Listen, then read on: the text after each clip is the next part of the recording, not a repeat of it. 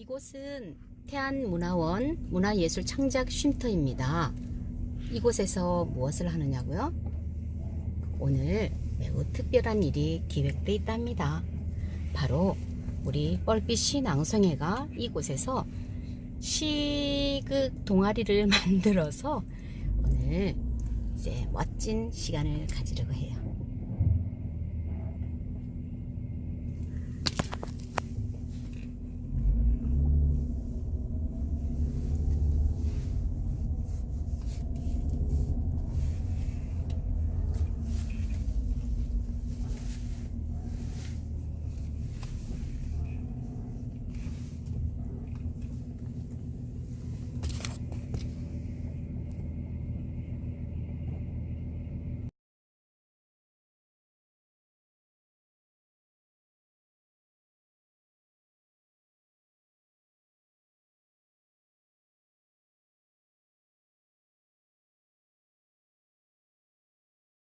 네, 됐습니다. 그러면 지금부터 저와 함께 우리 시사랑 시극 동아리라는 이름으로 시낭송에 대한 공부를 시작하도록 하겠습니다. 다 같이 함성과 박수.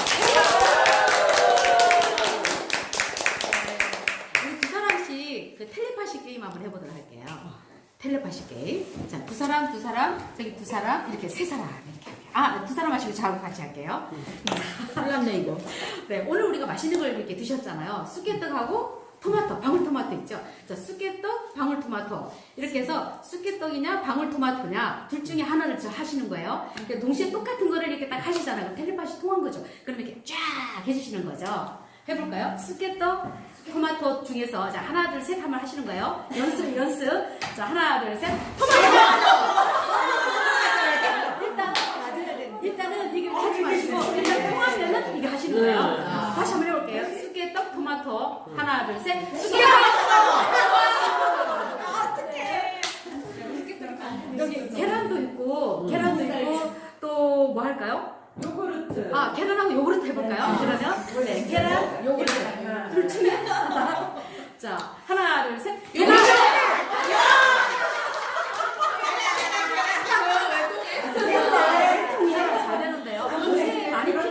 요새 많이 피는 거. 요새 철쭉 많이 피죠. 수선하는 장미가 피었나요? 아니 아직 안 피었죠. 아, 그러면 목단, 모란꽃이죠. 아, 그래요? 그럼 철쭉, 모란 중에 사시는 거예요? 철쭉, 모란 하나씩 정하셨어요? 네. 아직 이거 치지 마시고 맞으면 똑같이 텔레파시 통하면 하이파이브 하는 거예요. 자, 철쭉, 모란. 하나, 둘, 셋.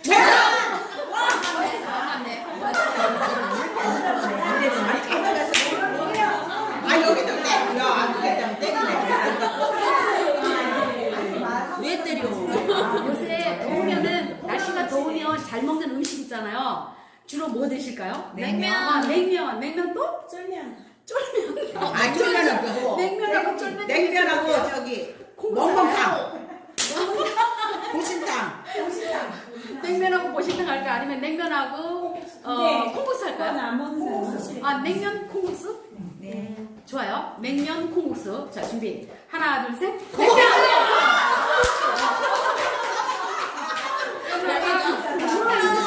우리 보신탕하고 추어탕 어때요?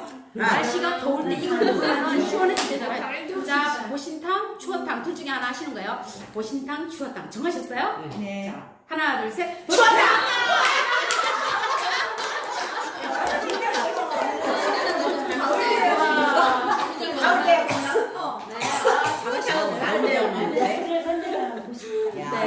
쉽지 않네요. 네, 우리 한번 기지개 한번 켜보시면서요. 야! 하고 소리 한번 질러보세요. 시작.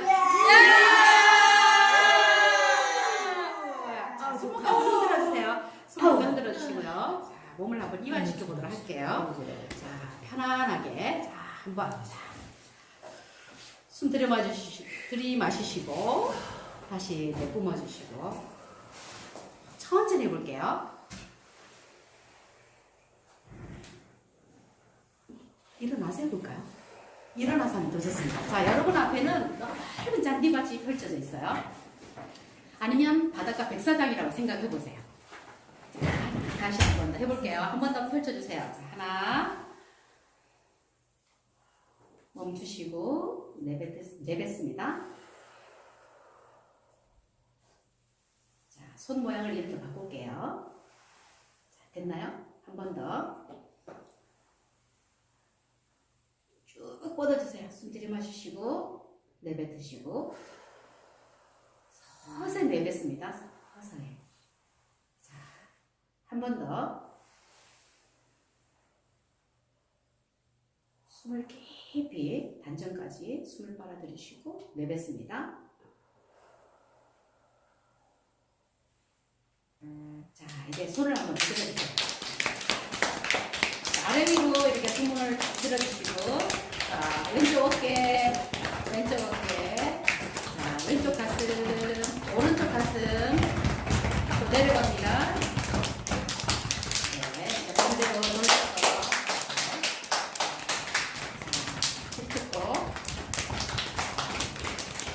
자, 이제 아랫배 들어주세요. 네. 네. 뒤쪽 빼주세요. 네. 이제 이 손이 허벅지를 통해서 장단으로 이렇게 내려갑니다. 해드리면서 다시 앞쪽으로 올라오세요. 앞쪽으로 이렇게 올라오시고 숨 고르기 한번 더 해볼게요. 한 번 더.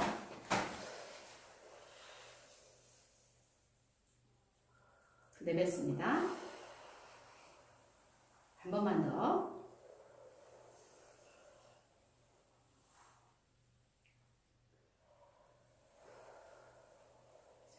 편하게 자리에 앉아주세요. 앉아주시면 되겠습니다.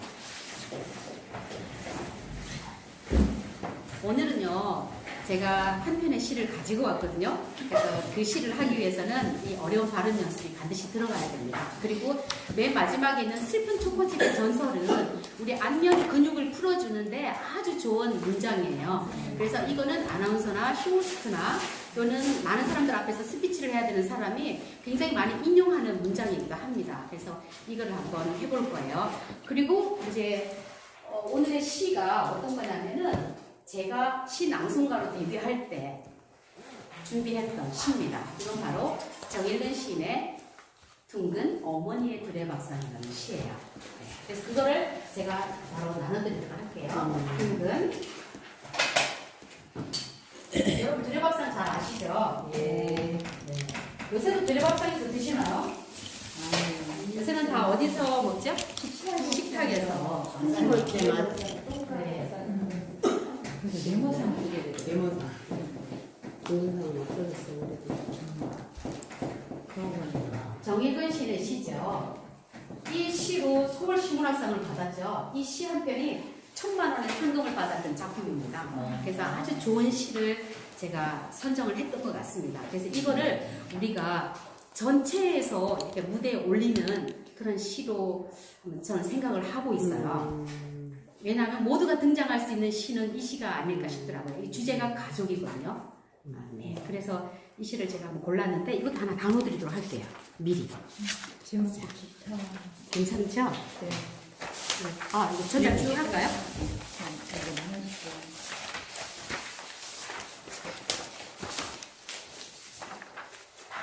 자, 이제 받으셨으면은 어려운 발음 연습 1단계 한번 들어가 보도록 할게요. 아, 부족한가요? 아, 네. 지리산 산청 찹쌀 쌀찹쌀 딱 나오죠? 네. 짧다고 얕보면 큰일 납니다. 지리산 산청 찹쌀 쌀찹쌀. 이거는 이제 입술이 붙는 발음이 많이 들어있어요. 그래서 지리산 산청 찹쌀 쌀찹쌀. 천천히 3번 해보도록 하겠습니다. 시작. 지리산 산청 찹쌀 쌀찹쌀 지리산 산청 찹쌀 쌀찹쌀 지리산 산청 찹쌀 쌀찹쌀. 자, 빠르게 3번 하겠습니다. 시작. 지리산 산청 찹쌀 쌀찹쌀 지리산 산청 찹쌀 쌀찹쌀 지리산 산청 찹쌀 쌀찹쌀. 자, 저처럼 하시면 돼요. 지리산 산청 찹쌀 쌀찹쌀. 지리산 산청 찹쌀 쌀찹쌀.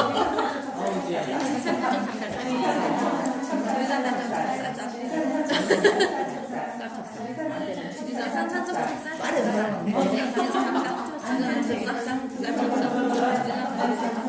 네, 난 자신있게 할 수 자신있게 할 수 있다. 지리산 산청 찹쌀 쌀찹쌀. 오, 네, 우리 김영희 우리 부회장님. 지리산 산청차 쌀. 네, 우리 쌀쌀쌀. 지리산 찹쌀 우리 사무국장님 쉽지 않죠? 네. 또. 지리산 산청 찹쌀 찹쌀. 그나마 좋습니다. 네, 또. 지리산 산청 저요. 찹쌀이 사천 찹쌀 될 뻔했어요. 지리산 산청 찹쌀 쌀 찹쌀. 오, 네.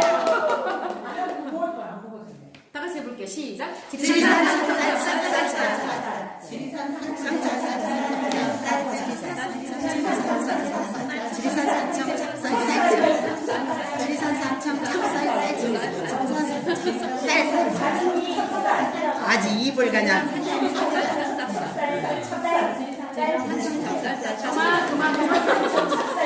야, 연습 많이 하면 좋겠다. 제가 산청이 친정이지 않습니까? 그래서 여기 이렇게 쭉 다녀오는데 산청 찹쌀 이런 문장이 하나 있더라고요. 그 전광판에. 그래서 저거를 이렇게 만들면 좋겠다. 지리산 산청 찹쌀 쌀찹쌀. 그래서 산청 찹쌀이 유명하다고 뭐라고 써놨는데 제가 이렇게 짤집 하나를 만들어 봤더니 왜 어려운 거예요. 어려워요. 그래서 이걸 하면은 혀가 있잖아요. 혀하고 입술이 자유자재로 움직여지는 거거든요. 그래서 우리가 왜 이 연습을 해야 되느냐면 나는 열심히 연습을 했는데 막상 무대에 나와서 하잖아요. 그러면 스텝이 꼬여요. 혀가 꼬여가지고 말이 딴 소리가 나오고요. 그리고 발음이 틀리게 나오는 경우가 굉장히 많은 거예요. 그래서 항상 무대에 서기 전에 또는 스피치를 하기 전에는 이런 발음 연습을 많이 해놓으면은 틀리지 않고 정확하게 전달이 될 수 있습니다. 자, 네, 해보겠어요? 7시 50분입니다. 네. 야, 그게 무슨 소리인 줄 알았네. 그럼 쉬어야 돼요. 아니, 어떻게 그거 다른 것도 안 해놓고. 10분 쉬었다가 우리가 이걸 한꺼번에 다 하지 않을 거예요. 오늘은 이거만 할 거고요. 그 다음에 이거 두 번째 들어가면서 하면서 신앙을 하도록 할게요. 10분 휴식입니다. 네. 네, 좋습니다. 두 번째 시간 이어서 갈게요. 지금은 손가락 접기 한번 해보도록 할게요. 제가 오늘 게임을 두 가지를 알려드렸잖아요. 하나는 텔레파시 게임, 하나는 지금 손가락 접기. 아시죠? 손병호? 접어. 네. 네, 그거 한번 해보도록 할게요. 손가락 10개는 시간 너무 많이 걸릴 것 같고요. 딱 5개. 이게 걸리는 사람은 우리 인디안 밥. 가능하죠? 인디안. 모르세요? 해당 사항이 없는 사람은 접으면 되겠습니다. 예를 들어서, 바지 입은 사람 접어. 저 치마 입었잖아요. 바지 입은 사람 접어. 그럼 바지 접은 사람은 접는 거야. 네, 그래서 다 접힌 사람 있죠? 이 사람이 이제 인디안 밥을 먹어야 돼요. 그렇죠. 다 접힌 사람이. 네, 그래서 딱 엎드리잖아요. 그럼 인디안 밥 하면서 동작을 한번 시원하게. 근데 이건 안 돼요, 이거. 인디안. 이건 안 됩니다. 애기 덮기. 그러면 지금부터 인디안 밥 한번 해보죠. 자, 우리 손가락 접기, 손가락 5개 준비. 누구부터 시작을 할까요? 내 생일이 5월입니다. 있으신 분? 우리 한이라는 우리 사무장님? 5월에 생일이었어요? 5월 언제? 아니, 그게 아니라, 먼저 시작하려고요. 기회를 주려고. 먼저 시작하는 사람이 유리하거든요? 5월 언제예요? 지나갔나? 24일. 24일인데 6월 1일이잖아. 4월 28일인데 네. 4월 28일이니까. 6월 1일. 5월 29일 5월 29일. 예, 미리 축하드립니다. 감사합니다. 네. 예, 우리 생일 축하드리고, 그때쯤 다가오면은, 그죠? 같은 날이야. 그래, 파티. 파티 한다고요? 딱 맞아 떨어졌어요. 그렇구나. 네, 좋습니다. 좋은데 태어났네요. 그니까. 그러면 지금 우리 사무장님 중심으로 해서 오른쪽으로 이렇게 돌아가자. 사무장님 정하세요. 오른쪽으로 돌까요? 아니면 왼쪽으로 돌까요? 이렇게 해요. 그럴까요? 네. 먼저 시작해주세요. 안경 쓴 사람 안경 쓴 사람 적으랍니다. 그럼 이렇게 되면 우리 사무장님 안경 썼잖아요. 그럼 자기도 접어야 돼. 네. 이거 일부러 그런 거예요? 치마 입은 사람 적으세요. 치마 입은 사람? 네. 우리 쌤. 안경 쓰고 접을까? 우리 부회장님. 저예요? 네. 쑥떡 먹은 사람 접어. 어떡해. 나 먹었는데 맛있게. 많이 먹었어. 귀걸이 한 사람 접어. 네, 2개 남았어. 구 드시는 사람 접어. 예. 구두 나 한 개도 남았어. 어떡해. 인디 한번 먹는 것 같은 이 느낌 뭐지? 치마 안 입은 사람 제발. 치마 안 입은 사람. 저는 다 먹었어요.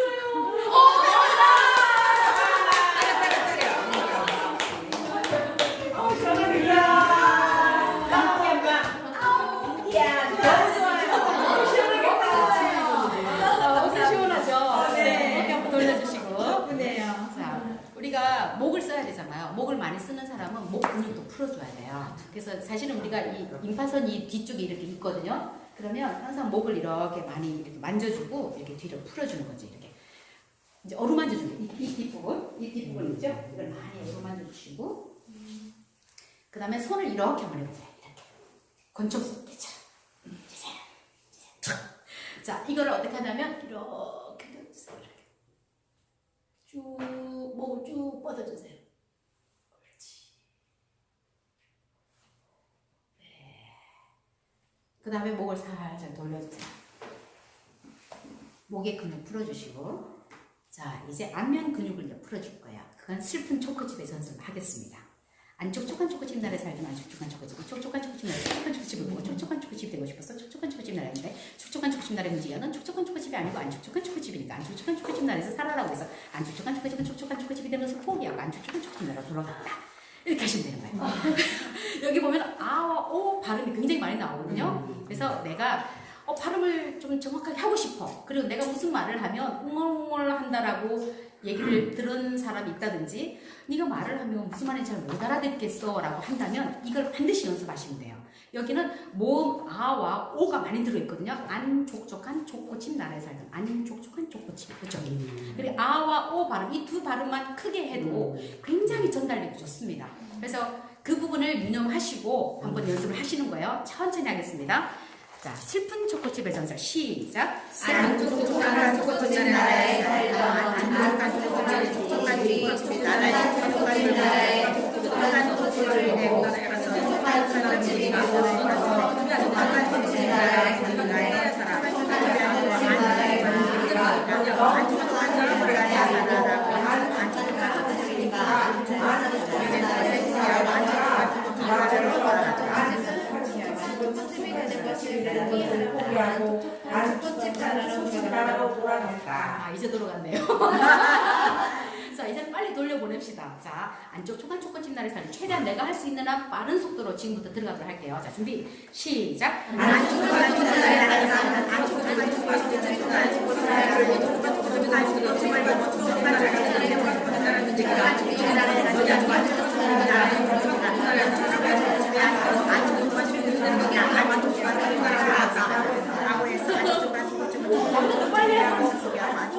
나 이거 자신있게 할 수 있다. 그 사람에게는 저한테 준 이 계란 있잖아요. 야, 이거 아닌데 이거 하나 먹고 신랑 시간을 줘야 돼, 시간. 그럼 저거 남는 거죠, 저거? 저거 남는 거죠. 네. 저거 계란 하나 더 드리겠습니다. 누가 도전? 우리 회장님. 제목을 해야 되나요? 아, 제목 안 하셔도 돼요. 시작. 안 촉촉한 초코칩 나라에 살던 안 촉촉한 초코칩이 촉촉한 초코칩 나라에 촉촉한 초코칩을 보고 촉촉한 초코칩이 되고 싶어서 촉촉한 초코칩 나라에 가는데 촉촉한 초코칩 나라의 문지기가 넌 촉촉한 초코칩이 아니고 안 촉촉한 초코칩이니까 안 촉촉한 초코칩 나라에서 살아 라고 해서 안 촉촉한 초코칩은 촉촉한 초코칩이 되는 것을 포기하고 안 촉촉한 초코칩 나라로 돌아갔다.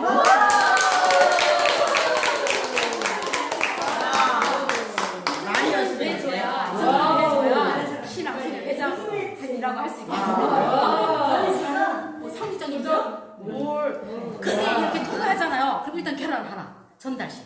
네, 전달. 이야, 축하드립니다. 아직도 뜨끈뜨끈해. 알랐어. 마음이야. 네, 말랐어. 우리 사무국장님, 만일에 사무국장님 틀리면요. 내놔야죠. 뺏어요. 아니, 사무국장님 틀리면 어떻게 하시나요? 안 틀릴게. 안 틀리세요? 네, 준비 시작. 안 촉촉한 초코칩 나라에 살던 안 촉촉한 초코칩이 촉촉한 초코칩 나라에 촉촉한 초코칩을 보고 촉촉한 초코칩이 되고 싶어서 촉촉한 초코칩 나라에 가는데 촉촉한 초코칩 나라의 문지기가 넌 촉촉한 초코칩이 아니고 안 촉촉한 초코칩이니까 안 촉촉한 초코칩 나라에 살아라고 해서 안 촉촉한 초코칩은 촉촉한 초코칩이 되는 것을 포기하고 안 촉촉한 초코칩 나라로 돌아갔다.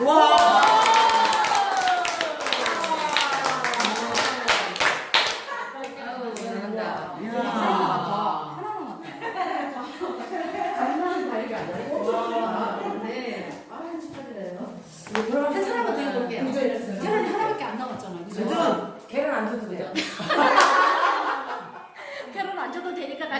맞춰달라. 사실 이게 굉장히 해야지. 중요하거든요. 우리 조용히 가볼까요? 네, 좋아요. 안 촉촉한 초코칩 나라에 살던 안 촉촉한 초코칩이 촉촉한 초코칩 나라에 촉촉한 초코칩을 보고 촉촉한 초코칩이 되고 싶어서 촉촉한 초코칩 나라에 갔는데 촉촉한 초코칩이 나라의 움직이가 넌 촉촉한 초코칩이 아니고 안 촉촉한 초코칩이니까 안 촉촉한 초코칩 나라에서 살아 라고 해서 안 촉촉한 초코칩은 촉촉한 초코칩이 되는 것을 포기하고 안 촉촉한 초코칩 나라로 돌아갔다. 잘하셨어요. 근데 계란은 없어요. 네, 살짝 지원했어요. 그다음 우리 부회장님. 지금 계속 돌아가면서 하는 거예요? 도전 있잖아. 알겠어요. 네. 안 촉촉한 초코칩 나라에 살던 안 촉촉한 초코칩이 촉촉한 초코칩 나라에 촉촉한 초코칩을 보고 촉촉한 초코칩이 되고 싶어서 촉촉한 초코칩 나라에 갔는데 촉촉한 초코칩 나라의 분위기가 너는 촉촉한 초코칩이 아니고 안 촉촉한 초코칩이니까 안 촉촉한 초코칩 나라에서 살아라고 해서 안 촉촉한 초코칩은 촉촉한 초코칩이 되는 것을 포기하고 안 촉촉한 초코칩 나라에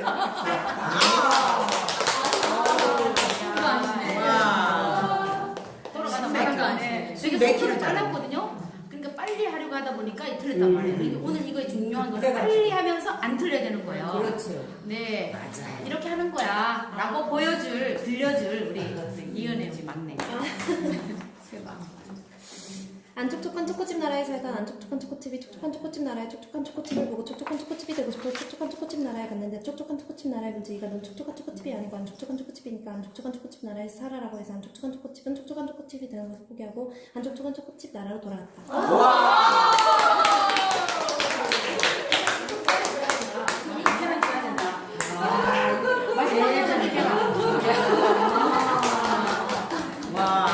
숨도 안 쉬고.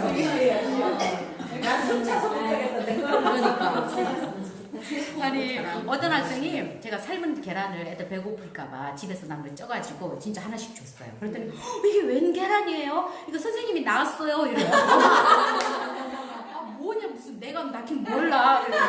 그러면 왜 주몽은 왜 알아서 태어났어요?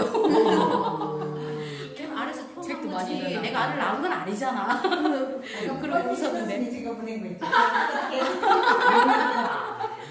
그 얘기 엄청 야했어요. 네, 재밌습니다. 우리 전 사무장님 준비됐나요? 계속 하는 거예요? 네, 자, 준비. 안 촉촉한 초코칩 나라에 살던 제가 시작할게요. 준비, 시작. 안 촉촉한 초코칩 나라에 살던 안 촉촉한 초코칩이 촉촉한 초코칩 나라에 촉촉한 초코칩을 보고 촉촉한 초코칩이 되고 싶어서 촉촉한 초코칩 나라에 갔는데 촉촉한 초코칩 나라의 문제가 넌 촉촉한 초코칩이 아니고 안 촉촉한 초코칩이니까 안 촉촉한 초코칩 나라에 살아라고 해서 안 촉촉한 초코칩은 촉촉한 초코칩이 되는 것을 포기하고 안 촉촉한 초코칩 나라로 돌아갔다.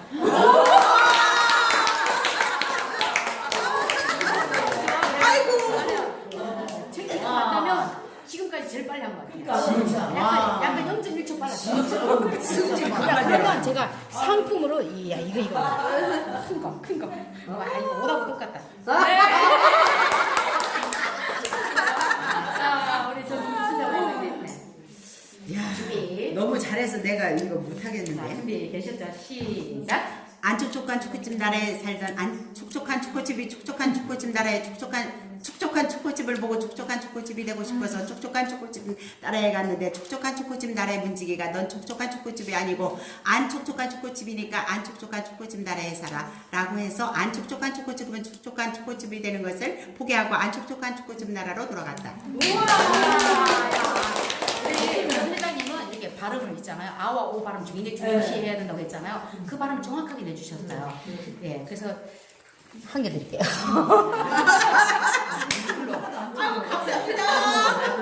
자, 우리 진승 감사님. 되셨죠? 자, 시작. 안 촉촉한 초코칩 나라에 살던 안 촉촉한 초코칩이 촉촉한 초코칩 나라의 촉촉한 초코칩을 보고 촉촉한 초코칩이 되고 싶어서 촉촉한 초코칩 나라에 갔는데 촉촉한 초코칩 나라의 문지기가 넌 촉촉한 초코칩이 아니고 안 촉촉한 초코칩이니까 안 촉촉한 초코칩에 살아 라고 해서 안 촉촉한 초코칩은 촉촉한 초코칩이 되는 것을 포기하고 안 촉촉한 초코칩 나라로 돌아갔다. 잘하셨어요. 제가 큰 걸로 드릴게요. 한 개. 감사해요. 전 안 틀리려고 했었어요. 네. 옆에 막 긴장되시죠? 우리 인양수 우리 감사님은 지금도 아마 심장이 바운스. 아이고 원장님 느려. 자, 준비 시작. 안 촉촉한 초코칩 나라에 살던 안 촉촉한 초코칩이 집안 초코칩 나라에 촉촉한 집안? 초코칩이 되고 웃으면 안 돼. 촉촉한 촉촉한 꽃집 나라에 갔는데 촉촉한 꽃집 나라에 문제가 넌 촉촉한 꽃집이 아니고 안 촉촉한 꽃집이니까 안 촉촉한 꽃집 나라에서 살아라고 해서 안 촉촉한 꽃집은 촉촉한 꽃집이 없으면 안 된다는 게. 안 촉촉한 꽃집 나라로 돌아간다. 네, 아이고. 네.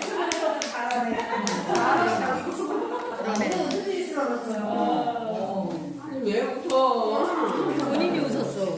네, 잘하셨어요. 다 했네. 자, 이렇게 이 자료는 굉장히 중요한 겁니다. 그래서 이거를 꼭 여러분 그 파일 있잖아요. 맨 앞자리가 있으면 더 좋고 딱 10명 바로 볼 수 있게끔 아니면 맨 뒷자리에다 넣어서 빨리 확인할 수 있게 찾지 말고 이걸 잘 처리해 주시면 되겠습니다.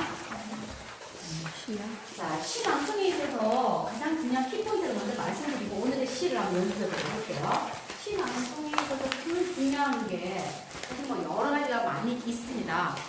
뭐 어디에서 느낌을 살려야 되고 또 높여야 되고 낮춰야 되고 또 느리게 해야 되고 빠르게 해야 되고 여러 가지 이제 소리의 크기, 강약 또 샘여림 이런 것들이 이제 완급이라든지 있지 않습니까? 그래서 제가 시 방송을 할 때 가장 쉽게 전할 수 있는 그 키포인트가 뭘까라고 제가 찾아봤어요. 제가 이렇게 하면서 내가 가장 중요하게 여겼던 거, 그리고 내가 이 세 가지를 강조해서 연습도 하고 해봤더니 굉장히 효과를 많이 봤다는 거죠.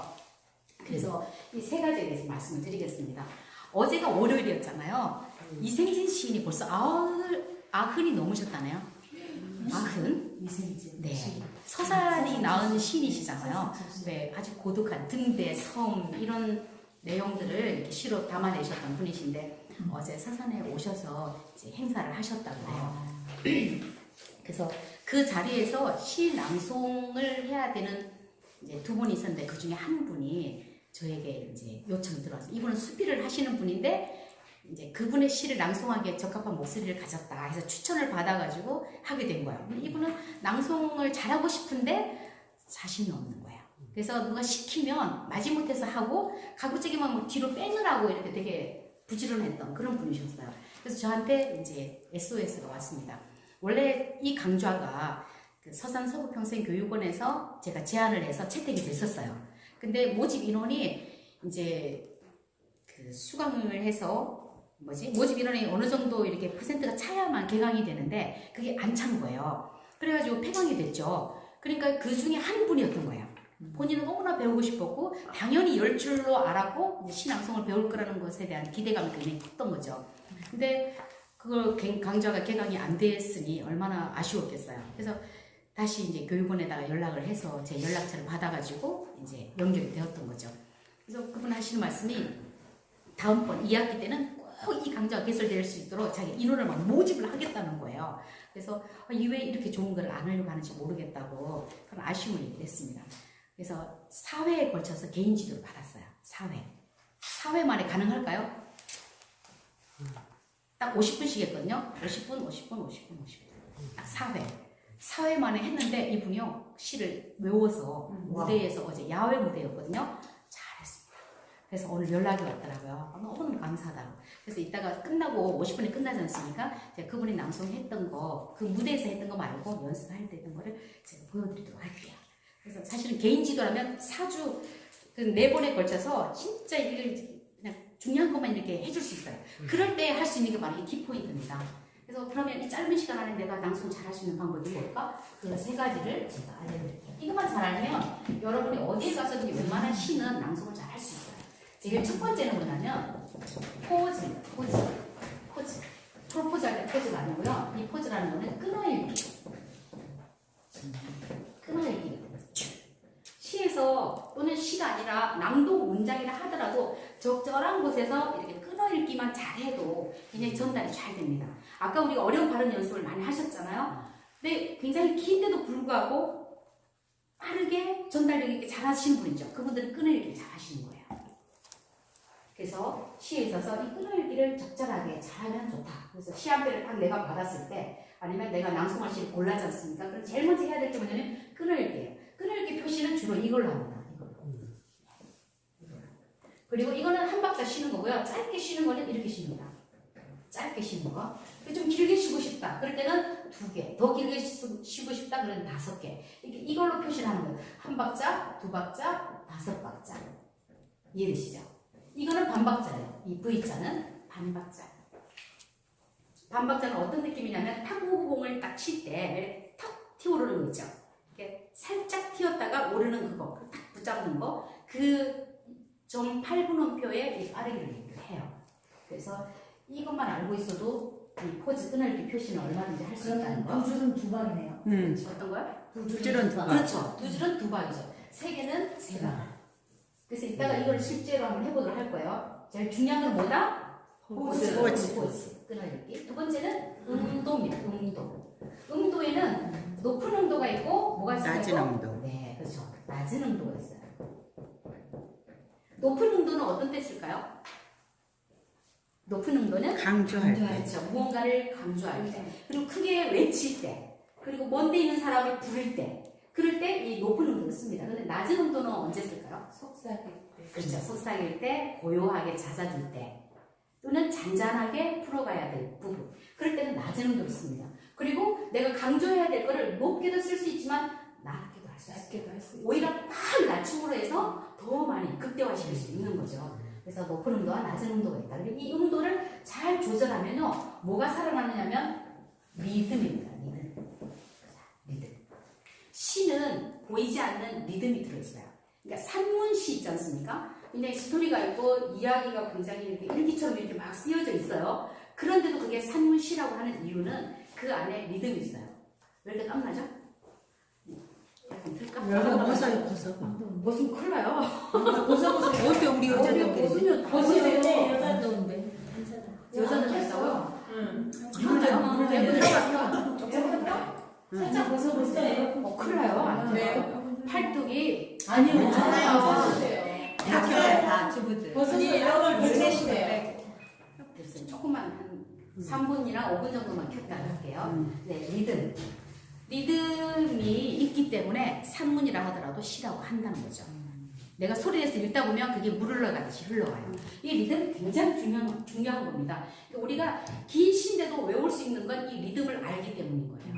그래서 짧은 시든 긴 시든 이 안에 리듬이 있다. 이거를 뭐라고 얘기하냐면 내재율이라고 해요. 내재율. 시에는 보이지 않는 리듬이 있는데 그걸 내재율이라고요. 바깥으로 보여지는 리듬이 또 있어요. 그건 외형률이라고 하거든요. 외형률. 그러니까 왜 그런 거 있잖아요. 시조라든지 또는 7호조, 3434 또는 7호조, 엄마야 누나야 강면 살자, 뜰에는 반짝이는 금모래 때, 이렇게 리듬감이 글자 수에 따라서 이렇게 느껴지잖아요. 근데 글자 수와 상관없이 그 안에는 리듬이 있기 때문에 우리가 낭송하기도 좋고 듣기도 좋은 거예요. 그럼 낭송을 하는 사람들은 이 리듬을 잘 살려야 되지 않습니까? 그 리듬이 어떤 느낌이냐면 마치 물이 흘러가는 것 같아요. 왜 계곡에 가보면 물이 이렇게 오다가 어떤 때는 돌부리에 딱 걸리면은 휘돌아가기도 하고 또 빠르게도 갔다가 또 천천히도 갔다가 리듬감이 살아있잖아요. 그래서 물소리를 들으면 왠지 모르게 생동감도 느껴지고 되게 행복감을 느끼죠. 그래서 시인은 이 리듬감을 찾아내는 게 굉장히 중요한 겁니다. 그래서 포즈를 잘하고 음도를 내가 적절하게 사용을 하고 시 리듬감을 놓치지 않아야 된다는 거죠. 그래서 오늘 제가 나눠드렸던 그 시를 한번 보시겠습니까?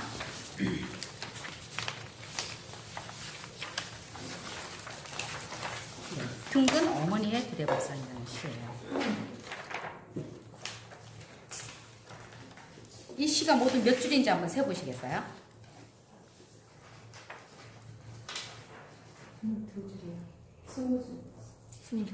22줄이죠? 네, 22줄. 우리가 시를 고를 때 굉장히 중요한 게 뭐냐면 시가 너무 짧으면 아쉬움이 남아요. 아쉬움이 남고 또 너무 긴 시를 낭송을 하면 질리잖아요. 네, 어떤 때 보면 시 잘 외우는 거 자랑하나? 뭐 이런 생각이 들기도 하고 저거 어떻게 외웠지? 이 생각이 들지 시에 대한 감동은 별로일 때도 있어요. 그래서 적절한 시의 길이를 선택하는 것도 낭송인으로서는 굉장히 중요한 부분입니다. 그럼 어느 정도냐?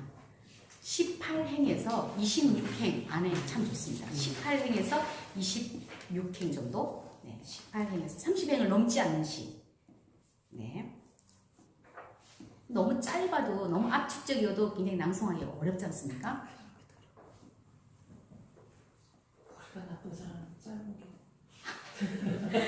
때로는 임팩트 있게 짧은데도 전달력 있는 시가 필요할 때도 있어요. 네. 그렇지만 이제 제가 말씀드린 건 뭐냐면 무대 위에서 제대로 된 어떤 시 낭송 대회에 나간다든지 또는 어떤 행사라든지 뭐 내가 중요한 자리에서 낭송을 해야 된다고 할 때 너무 짧게 하면 정말 아쉽습니다. 시작하는 것 같았는데 제대로 한번 시에 대한 감흥에 젖을만 할 때 딱 맞춰버리잖아요. 또 너무 길어도 안 된다라는 거. 그래서 제가 이 정도 되는 시의 길이를 찾다 보니까 이 시가 적합했고요. 그리고 또 두 번째 시 선택에 대해서 지금 얘기를 하고 있는 거예요. 첫 번째는 시의 길이가 굉장히 중요하다. 그 두 번째는 뭐냐면 시를 선택할 때는 스토리가 있는 시가 낭송하기에 좋다라는 거예요. 스토리가 있는 시. 그래서 시를 선택할 때는 적절한 길이가 있는 맞는 시, 적절하게 알맞은 길이의 시, 적절하고 알맞은 시가 좋고요. 두 번째는 스토리가 있는 시가 좋다. 스토리. 그건 뭐냐면 그림이 그려지는 시잖아요. 그림이 그려지는 시. 너무 압축적인 그런 시들은 듣는 사람도 알아듣기 힘들어요. 그래서 이야기를 풀어서 할 수 있는 거. 또 한 번 더. 시의 선택에 있어서는 첫째는 적절한 길이, 두 번째는 스토리가 있는 시가 좋다. 그리고 시 낭송을 할 때 중요한 게 있는데 딱 한 가지 이것만 기억하시면 되겠어요. 시를 딱 봤을 때 이거를 내가 어떻게 외우지? 이런 것보다도 이 시를 쭉 내가 소리내서 읽잖아요. 그럼 읽다 보면은 내 마음에 딱 와닿는 부분이 있어요. 이 시에서. 그건 뭐냐면 내 심장에 또 내 마음의 벽을 탁 치고 가는 무언가를 발견하셔야 돼요. 그걸 뭐라고 하냐면 저는 파도라고 얘기를 하거든요. 시낭송 강의를 할 때 제가 주로 이 파도 얘기를 많이 합니다. 파도, 여러분이 바닷가 살잖아요. 그러면 멀리서 오는 파도가 잔잔하게 이렇게 밀려와요. 그렇죠? 그러다가 어느 순간에 큰 파도가 밀려와서 찰썩하죠? 그 큰 파도. 이 큰 파도를 찾아내야 된다는 거죠. 큰 파도를. 이건 제가 말씀을 많이 드려서 막 귀에 못이 박힐지도 모르겠어요. 다 기억나시죠? 네, 큰 파도를 찾아야 된다. 그래서 이 시에 있어서 가장 큰 파도가 어느 부분이지? 그래서 그 부분을 음도를 높여서 할 수도 있고 음도를 팍 낮춰서도 할 수 있는 거죠. 그리고 내가 중요한 부분일 때는 느리기도 할 수 있고 빠르기도 할 수 있고 그 리듬 전체에 맞춰서 할 수 있는 거예요. 한번 정리를 하자면 시를 선택할 때는 시의 길이가 적절해야 된다. 두 번째, 스토리가 있는 시가 좋다. 그리고 시에 있어서 찾아야 한다. 네, 가장 중요한 거는 큰 마음에 파도를 와닿는. 찾아야 한다. 이 큰 파도는 뭐냐면 내 마음의 벽을 탁 치고 가는 거 있죠? 그거를 찾아내야 돼요. 그럼 나 못 찾겠는데 이 시가 내 마음에 와닿지 않는데 그럼 내 시가 아닌 거예요. 근데 시 낭송 대회에 나가잖아요. 그럴 때는 지정시가 있거든요. 그럼 무조건 외워야 되는 거예요. 그거는 내 마음에 와닿든 안 와닿든 내가 내 마음을 맞춰야 되는 거예요. 이 시에다가. 그래서 내 마음에 와닿게 하려면 그 시인의 마음이 되어서 그 시를 깊이 있게 만나야 되는 거죠. 그래서 나와 시가 만나야 돼요. 그래서 내가 감동이 왔을 때 그 시가 전달력이 있는 거죠. 혜란 좀 봐. 이제 꺼도 될 것 같아요. 혜란아, 에어컨을 끄고 문 문을 열어. 조금 열어놔. 아니 이쪽 문 열어야 닫아서 돼. 그래. 고기는 치고 네, 저는 이제 괜찮아요. 이쪽 문 열어. 언니 옷을 벗으시고. 아니야. 조금만 열어놓다니까 이제 괜찮아. 많이 열지 않아도 괜찮겠는데. 조금만 벌레 열어놓고. 여기 이거 벌레 이거. 근데 뭐 들어올걸? 아니 벌레 가는 거 있어. 그러면 에어컨을 딱 되지 마. 그러면 이 시를 한번 이제 낭송해 보도록 하겠습니다. 됐어요? 아니 여기 있어요. 괜찮아. 그만 열어주세요. 한 개만 열어놔. 자, 마이크 테스팅 하나, 둘, 셋. 거기는 시계 말고 시끄러울까 봐.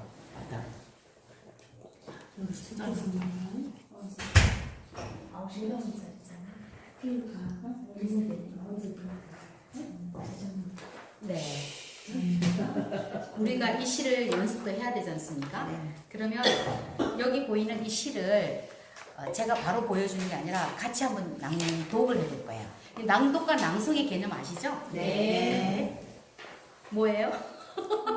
낭독? 낭독은 읽는 거. 뭐예요? 낭송은 리듬을 뭐 이렇게 자기 감정을 낭송은 내가 온전히 외워서 네. 내 감정대로 하는 거고 낭독은 보고 읽는 거. 그렇죠. 네, 낭독은 읽는 거예요. 근데 송은 외일 송자입니다. 그래서 외워서 하는 것을 이제 낭송이라고 해요. 자, 일단은 우리는 외워서 하는 걸 원칙으로 할게요. 그럼 지금은 낭독을 해보도록 하겠습니다. 시작. 둥근 어머니의 두레밥상 정일근 모난 밥상을 볼 때마다 어머니의 두레밥상이 그립다. 고향 하늘에 떠오르는 한가위 보름달처럼 다리면 피어나는 달맞이 꽃처럼 어머니의 두레밥은 어머니가 피우시는 사랑의 꽃밭. 내 과대한 재산은 사랑을 피하지 않겠느냐. 식구들을 보이는 날이면 어머니가 치시던 두레밥상 둥글게 제리새끼처럼 앉아 어린 시절로 돌아간 듯 밥숟가락으로 비들고 골고루 나눠주시는 고기 반찬은 착하게 받아먹고 싶다.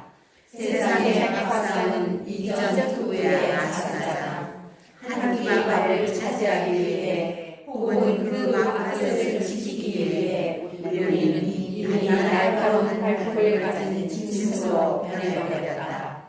밥상에서 밀리면 벼락으로 밀리는 저물의 법칙 속에서 나는 오랫동안 하이라처럼 들어버렸다.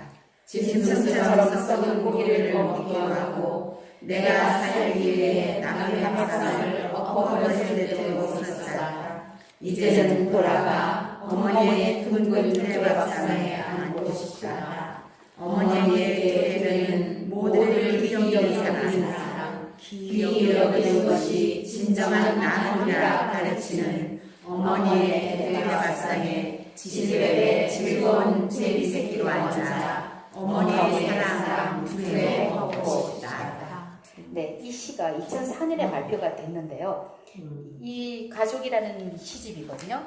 여기에서는 그 네 번째 행에 어머니의 두레파는 어머니가 피우시는 사랑의 꽃밭이라고 돼 있잖아요. 근데 서울 신문학상을 받았던 그 작품에는 어머니의 두레밥상은 어머니가 피우시는 사랑의 꽃밭이라고 이렇게 돼 있습니다.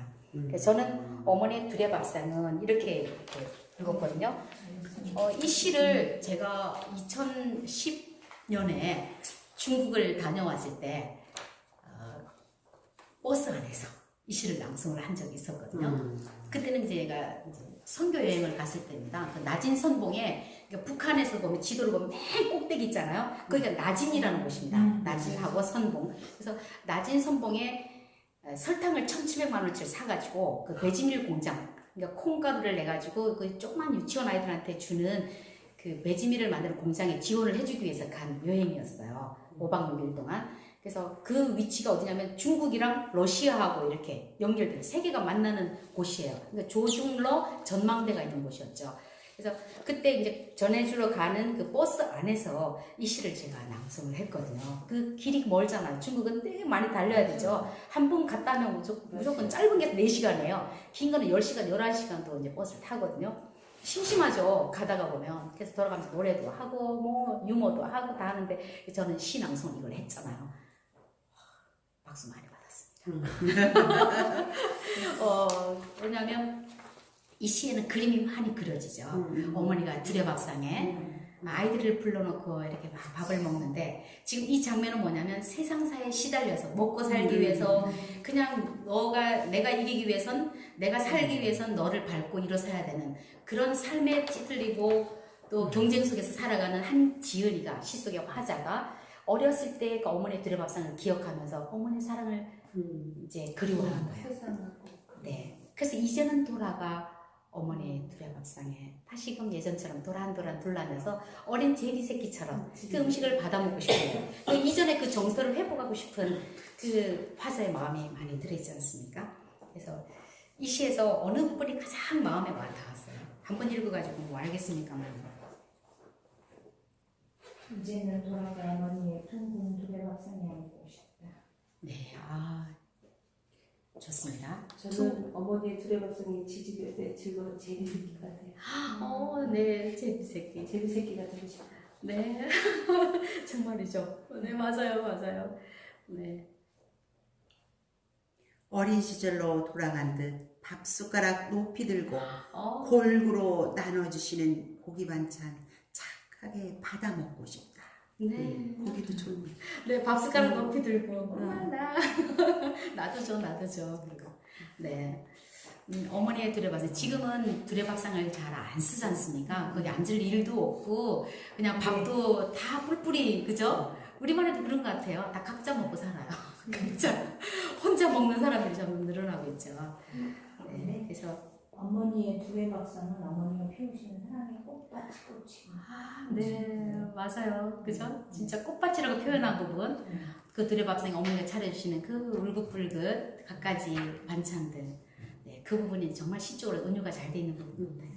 네, 각자 느낌을 한번 얘기해 보세요. 저도 여기 그 어머니가 피우시는 사랑의 꽃밭 여기하고 그리고 이 중간에 보면 이게 그거를 한 끼라도 내가 이제 뭐 받아 먹으려고 나중에 발톱을 가지고 짐승처럼 보내버려가지고 짐승에 썩은 고기라도 먹고 살기 위해서 하는 하이에나처럼 그때는 전투적으로 먹어야 사는 어려움을 그때 표현했었는데 그때는 그렇게 어려웠지만 지나고 나서 보니까 그것이 어머니의 사랑이었고 이제는 또다시 돌아가서 그 밥상에 둘러가서 지지배배 받아먹고 싶다라는 그게 참 너무 그냥 가슴이 절절절절하게 진짜 이야기가 그려져요. 네. 그런 마음. 네, 전체적으로 그 느낌을 잘 이렇게 표현해 주시는 것 같아요. 가슴 절절할 정도로. 네. 인생살이가 엄마한테 얻어먹었지만 나중에 내가 그걸 지켜야 될 때는 아주 치열했고 네, 맞아요. 치열하다 보니 다시 엄마의 밥상이 그리워지는 그때 다시 그리워져. 맞아요. 우리 회장님은요? 손 회장님. 저도요, 이 중간에 나는 오랫동안 하이에나처럼 떠들었다. 이게 지금 세상에서, 힘든 세상에서 살다가, 그러니까 어느 정도 나이를 먹고 보니까 옛날이 그립다. 이런 뜻인 것 같아요. 네. 또 다른 분 말씀 안 하신 분. 저는 어머니에게 두레는 모두를 기 여기는 사랑. 이게 우리 엄마가 이 밥상을 차려줬을 때 우리 모두를 기 여기는 자식들을 기 여기는 사랑으로 차려준 그래서 그 대목이 가장 와 닿네요. 어머니에게 두레는 모두를 기 여기는 사랑. 네. 그냥 두레밥상이 아닌 거죠. 네, 어머니의 사랑으로 다 차려줘. 네, 맞아요. 자식들을. 네, 임향숙 강사님요. 저는 애들 결혼시키고 이제 다 뿔뿔이 헤어지고 없다 보니까 어머니 두레밥상에 지지배배 즐거운 새끼처럼 앉아 어머니의 사랑 드려 먹고 싶다 이 부분이 함께 다 모여있는 모습이 옛날로 가고 싶으네요. 네, 네, 반대로 말씀해 주신 것 같아요. 내가 이제 그 밥상을 차려서, 네, 그 어머니의 역할을 해야 될 상황인 거죠. 그러고 싶어요. 네, 우리 지인수 강사님요. 다 말씀해 주셨는데요. 저 역시 그런 것 같아요. 제가 8남매로 자라면서 어린 시절에 정말 그 누룽지 갖고도 다쳤던 기억도 있어요, 실은. 네. 그런데 이거를 보면서 그래도 나눠주고 또 나눠주고 하던 그 시절이 있어서 지금 제가 이걸 보면서 비록 지금 제가 어쩌면 남의 밥상까지도 이렇게 그럴 수도 있겠지만 제자리로 돌아갈 것 같아요. 네. 이 시를 보면서. 어쩜 저렇게 말씀도 이쁘게 하실까. 네, 우리 막내는요? 저는 이 시를 보고 나는 아직 제비새끼구나. 그래서 중간에 둥글게 제비새끼처럼 앉아라는 구절이 가장 제 모습과 같지 않은가라는 생각이 들었습니다. 자식이네. 네, 시를 한 번만 이렇게 읽었는데도 이렇게 느낌을 이렇게 쭉 나눴잖아요.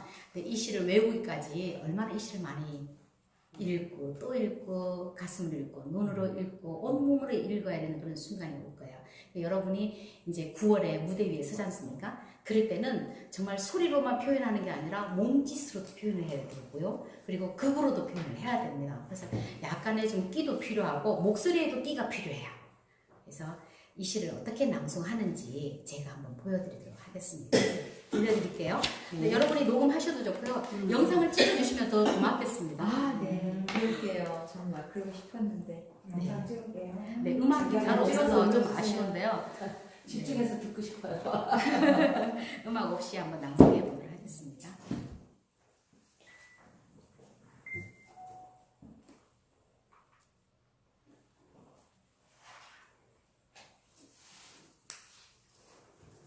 동근 어머니의 두레밥상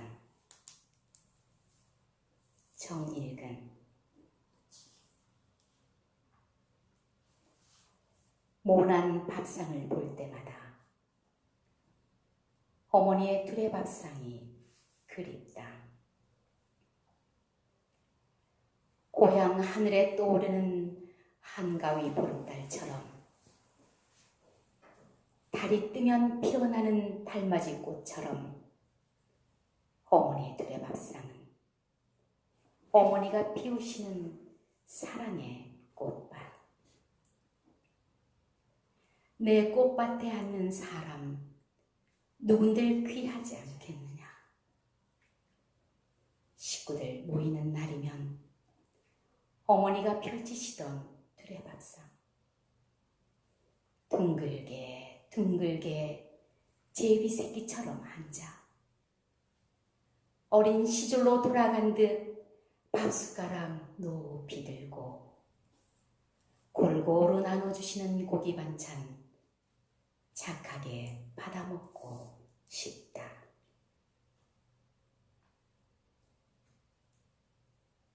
세상의 밥상은 이전 투구의 아수라장.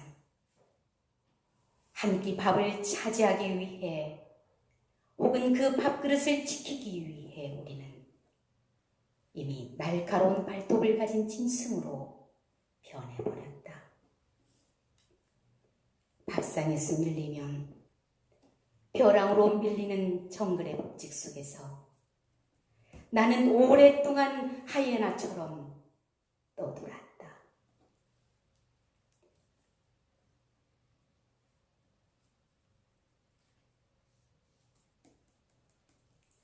짐승처럼 썩은 고기를 먹기도 하고 내가 살기 위해 남의 밥상을 엎어버렸을 때도 있었다.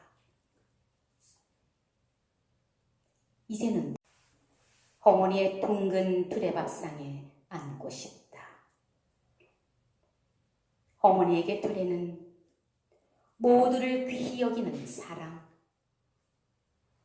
귀히 여기는 것이 진정한 나눔이라 가르치는 어머니의 두레밥상에 지지배배 즐거운 제비새끼로 앉아 어머니의 사랑 두레 먹고 싶다.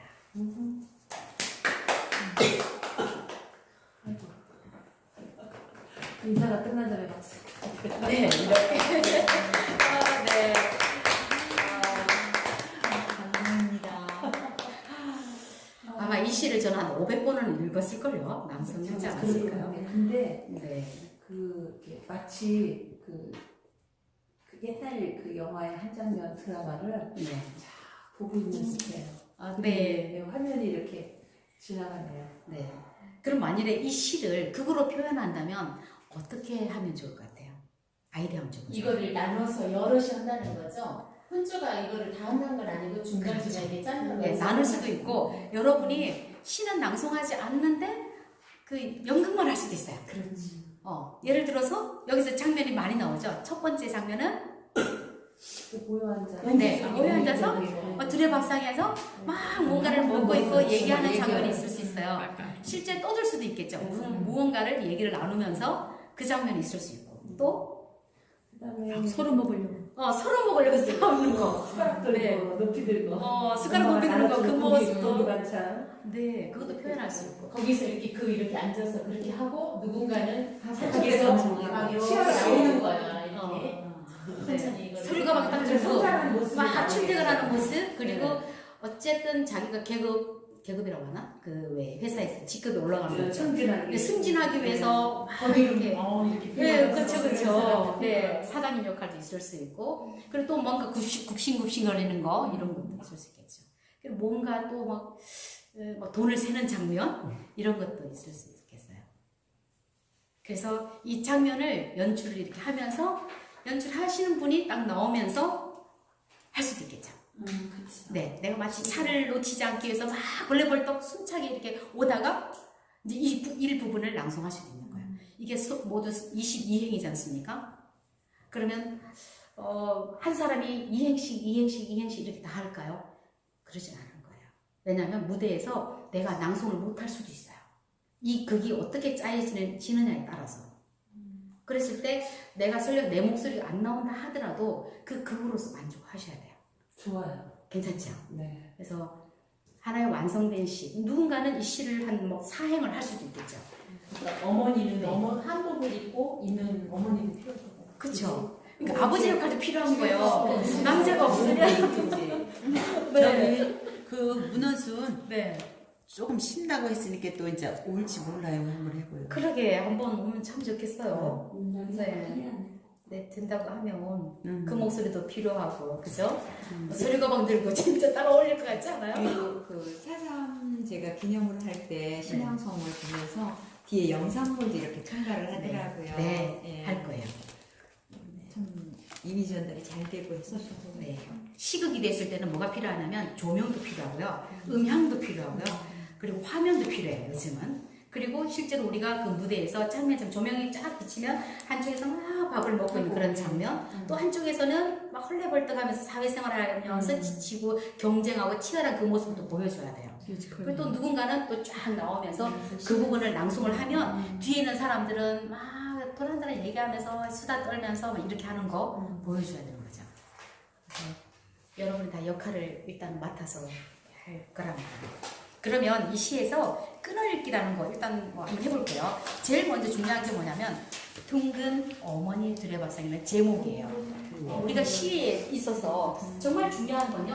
이 제목이지 않습니까? 그러면 우리는 내용이 중요하다고 생각을 하고 이거는 그냥 가볍게 넘어가요. 그냥 둥근 어머니의 두레밥상. 그리고 그냥 지은이 말하고 그 다음 본문 내용을 할 때만 뭔가 심혈을 기울이거든요. 그렇지 않아요. 제일 중요한 건 뭐냐면 바로 이거예요. 제목에 있어서 제일 먼저 이 부분. 둥근이다. 그럼 정말 둥글게 내가 그걸 소리로 표현하는 거죠. 동근, 동근, 동근, 동근, 동근. 네, 소리로 그 모양을 표현해 주는 거죠. 동근, 어머니의 두레밥상. 그럼 모난 밥상은 어떻게 해야 될까요? 모난 밥상을 볼 때마다 정말 모난 것처럼 모난 밥상을 볼 때마다 모난 밥상을 둥글게 할 수 없잖아요. 모난 밥상 아니잖아요. 그래서 모난 밥상을 볼 때마다. 그러니까 시 낭송하시는 분들은 그 단어가 갖는 그 의미에 맞게 그 소리를 표현할 수 있어야 되는 거죠. 그 여기 보면 반점이 있죠. 이 반점, 시인이 반점을 썼을 때는 의미가 있는 거예요. 씌워달라는 거야. 동근. 근데 그 소리를 그냥 둥근 하고 한 박자 푹 쉬는 게 아니라 소리를 막 잡고 있어야 돼요. 동근, 어머니의 두레밥상. 딱 나왔죠? 어머니의 두레밥상. 여기서는 사실은 반박자인데 좀 많이 쉬워졌어요. 둥근. 여기 쉬겠죠? 둥근. 이거를 사무실에다가 얘기를 해가지고 이거를 펜이 뭔가 있어야 될 것 같아요. 안 나와요? 네, 잘 안 나와가지고 둥근 어머니의 두레밥상. 이 의가 있어요. 의에 대한 발음이 굉장히 중요하거든요. 의가 앞에 올 때, 중간에 올 때, 뒤에 갈 때 다 틀려요, 발음이. 그래서 이게 가운데 왔잖아요. 어머니의 두레밥상을 꾸며주는 그 조사격이에요, 조사. 그랬을 때는 이 의를 두 가지로 발음을 해줘요. 원래 원칙은 뭐냐면 의의, 의가 원칙입니다. 어머니의 두레밥상. 이게 맞아요. 그런데 애도 허용한다라고 돼 있거든요. 그래서 둥근 어머니의 두레밥상. 이게 애가 자연스럽죠. 우리의 소원, 나의 고향. 그래서 애라고 해도 우리는 의라고 다 받아들입니다. 그래서 가급적이면 애로 하는 게 훨씬 더 자연스러워요. 둥근 어머니의 두레밥상. 제목을 말했죠? 그 다음에 몇 번을 쉴까요? 한 번, 두 번, 세 번 쉽니다. 세 번. 네. 한번 포즈를 해보세요. 그러니까 검정펜이 여기 딱 잡았어요. 네, 여기서 하나, 둘, 세 번 쉬어줘요. 그 다음 지은이가 나가죠? 정일근. 하고 나서 하나, 둘, 셋, 넷, 다섯을 쉬어주는 거예요. 이게 굉장히 중요해요. 사실은 지은이를 말한 다음에 시의 본문 내용을 빨리 들어가려고 10명 중에 9명은 다 그렇게 서둘러요. 근데 정일근 그리고 하나 둘셋넷 다섯 모난 밥상을 볼 때마다 이렇게 들어가는 거죠. 그러면 이거를 쉬는 이 시간을 저는 뭐라고 표현하냐면 항상 도도한 시간이라고 저는 얘기를 해요. 도도한 시간. 정말 모든 청중이 나를 보고 있죠. 공근, 어머니의 둘의 밥상, 정일근 기다리죠. 다 보고 있어요. 그래서 왜 안 하지? 왜 안 하지? 빨리 해, 빨리 해, 빨리 해. 막 이럴 때 모난 밥상을 볼 때마다 어머니의 둘의 밥상이 그립다. 여기도 보세요. 높낮이를 한번 보세요. 모난 밥상을 볼 때마다 어머니의 둘의 밥상이 그립다. 높낮이 느껴지죠? 이게 리듬인 거야, 리듬.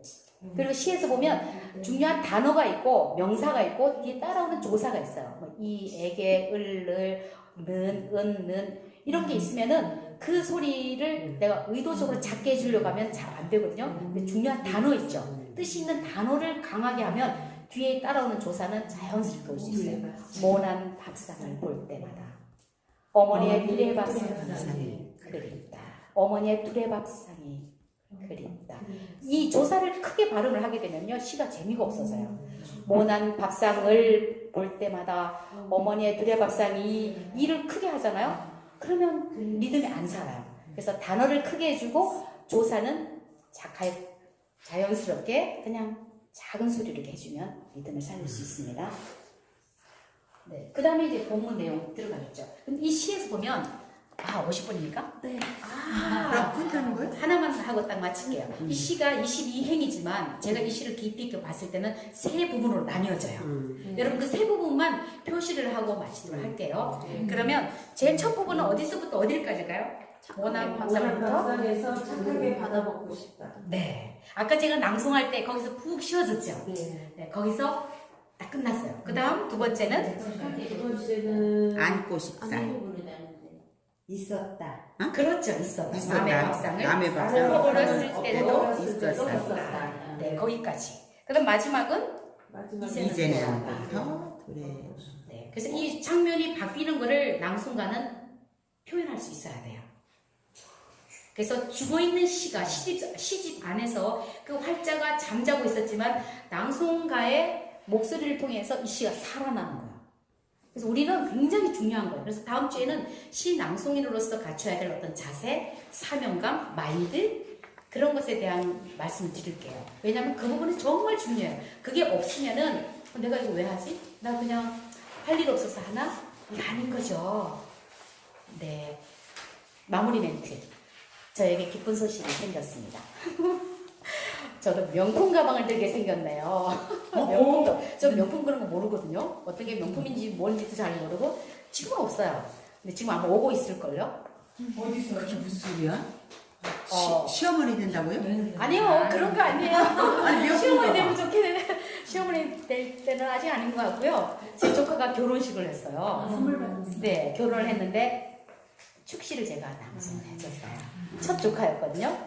근데 이 조카가 하와이에 이제 신혼여행을 갔다 오면서 내 친정 조카 오면서 큰 이모 제가 큰 이모입니다. 그래서 이모가 축시를 해줘서 너무 고마웠대요.